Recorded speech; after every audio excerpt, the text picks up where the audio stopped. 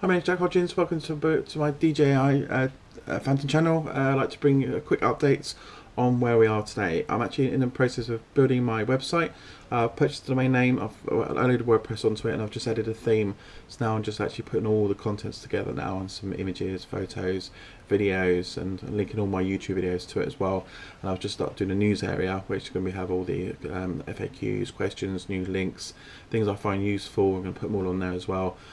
Spare parts to follow my Hexcopter build I'm going to put on there as well, so you can follow all the bits I purchased and brought. I'll do some still shots of, like, you know, the bits I have and stuff, and then I'll do all the links and comments, and where you can buy all the parts and stuff as well. So while I'm talking about the Hexcopter build, so far I've spent £247 and 95p on that, and what you basically get for that I've done so far is so for 247.95, that's the frame, the GPS antenna folding mount, the retroactive landing gear, six 30 amp brushless speed controllers, ESCs, and six Hexcopter motor pack, which comes with the blades and the motors. So all that so far, £247.95p.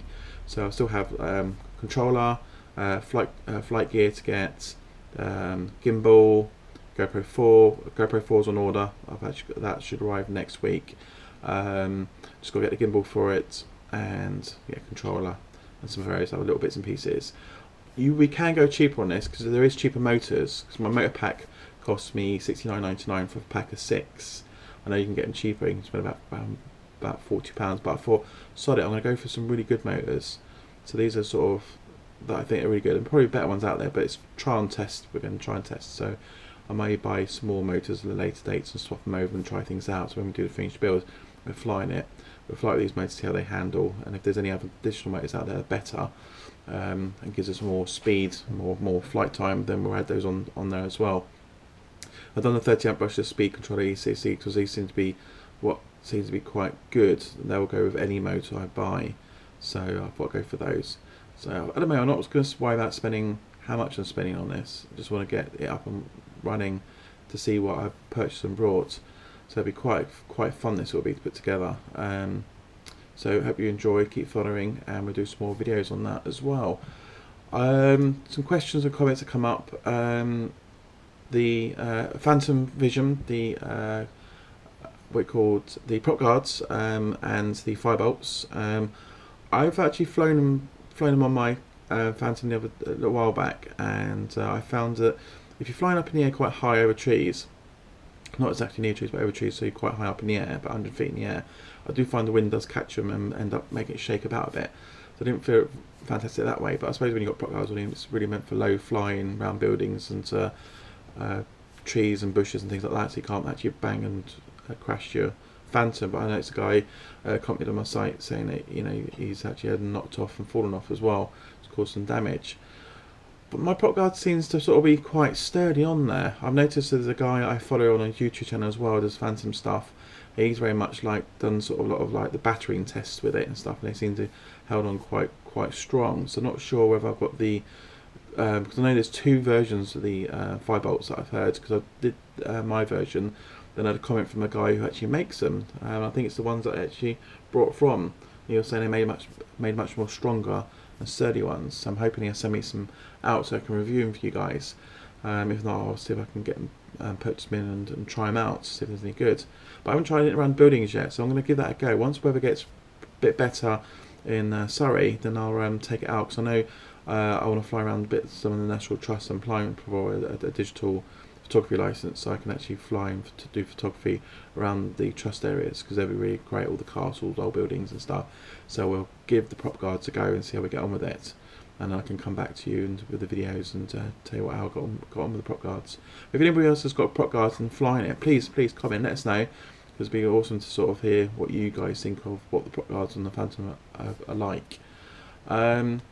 Hexcopter build.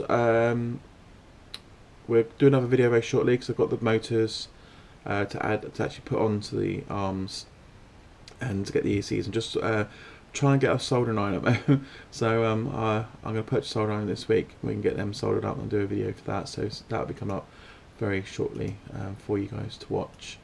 Oh, no, please keep commenting because this is all good stuff I can get back to you guys with. And oh, the Blade 120 SR, someone asked a question about that. If you do buy that for 69 quid, which I think is pretty good because I paid about £160 for mine, and you can get all the spare parts of this. You can get all the blades, the motors, even the smaller motors inside here as well.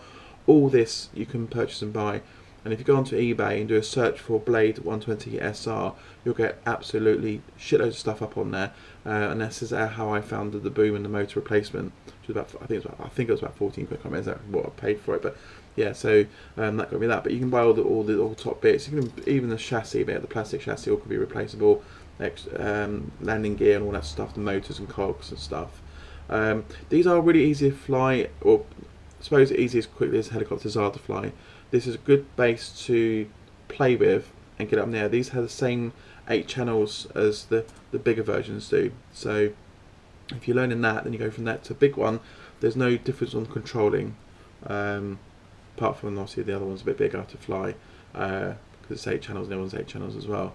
So it's a good way to learn. I don't like these simulators or the software because I find it's just a gameplay. It's not the real thing. I prefer to get the real thing in the air and then play with it. I know it causes a little bit of damage and stuff, but one of these don't cost so much to repair. I mean, this is really sturdy. I mean, I've thrown this about, I've crashed it numbers of times, absolute loads of times, and I did give it a good thump, and that's when I broke the back. Well, the boom was good, but it was just the motor. It just seized, didn't want to spin round. The things where it's clobbered on the side. But apart from that, these are really robust to throw around. So you can drop them out of the air onto the ground, they carry on working again, and they're brilliant. So it's a great little tool starting with. I would say if you've got the money, grab one and play with them as well. They're really, really good. But if you get to the big version, remember DJI do actually do a flight controller for the helicopters. So if you want to go out and say, I don't want to get this, I want to skip this one, you want to get the big boy, which I've got up here. That's one of the big boys. Then you can buy the flight controller for, I think it's about £300 or £400, and they're the same. It's the same one as the Phantoms. When it goes into Phantoms, and it'll be the same one I get for the Hexcopter. You can buy those. You put it onto, you mount them onto your helicopter, and it shows you how to connect it up. There's no massive modifications to do to it, but once it's done, then you can tell the software it's a helicopter, not a quad or hex, and it calibrates it, and then from there it's straightforward. You get the full GPS on it, so taken off you won't have to worry about keeping it up to speed, because it'll generate the speed it needs like a Phantom does, and get it on there, it'll hover and stay there for you. It'll have all the return home functions, and if you've got spent the £300 on the flight controller, you'll have all the waypoints and ground station access as well, and then you can start fitting a gimbal and camera and so forth on it, and do FPV and all sorts. And so yeah, you can do that. So then that way you won't have to worry about keeping the altitude up and keeping it spinning while you're doing all the stuff. I'm not sure if you can do stunts with the flight controller on board. You might have to put configure one of the channels to flick the flight controller off once it's in the air, so you can do all the stunts and stuff. So not 100% sure. I've not got one yet to try, but I know that's possible and it does work with the helicopters. I've seen a couple of people on the channel that have them fitted. I don't know if I'll put a link to it. These guys on the helicopters are real big boys on the helicopters. They've got very powerful motors, and they tend to, there seems to be 2 of them that they've got one each, and they tend to sort of like pull very large things, like you know, over a ton's worth of car. They lift a woman up in the air with them, and then they're using these helicopters. They're not nitro, they're actually electric powered. They're very strong, they pull all sorts of stuff. It's worth, I'll put the link on there, have a nose. It's quite interesting what they do with theirs, so you can show how far and extreme you can go with these guys. Actually, the Americans make us look very, very docile when it comes to sort of hobby flight stuff. We seem to very much like fly around and do things with them. They seem to do a lot of extreme stuff, but fun. Anyway, I'll put all the links and stuff on there, all the stuff about the blades, parts I buy, and I'll launch the website very shortly. Still in the middle of building it. Put it together as quick as I can so we can get that launched, and we can start then getting lots of stuff up there for you guys to reference back.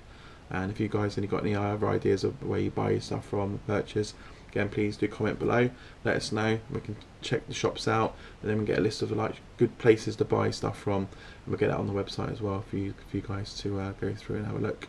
So until then, until next time, and hopefully we'll get the a bit more build going on the Excalibur. We'll get them up for you in the next couple of days. Alright, speak soon, have fun.